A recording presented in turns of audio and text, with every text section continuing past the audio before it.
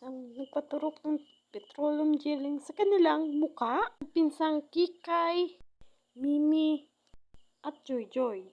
Ganyo sila matapos tumurok ng petroleum jelly si Angel sa kanyang muka.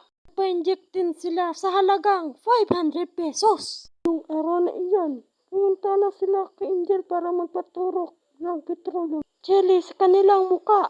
At sinama pa nila si Iko, hindi na tunay na pangalan.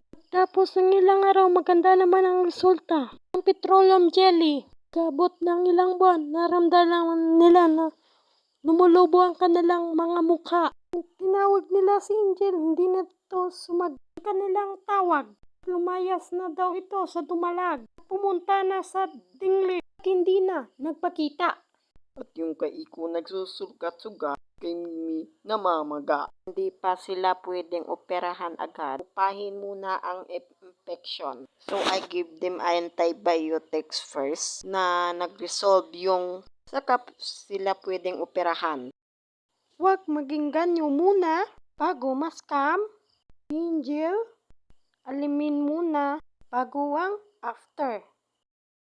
For watching mga ka-watcher, don't forget to like, share, comment, and hit the bell button for other notification. And subscribe!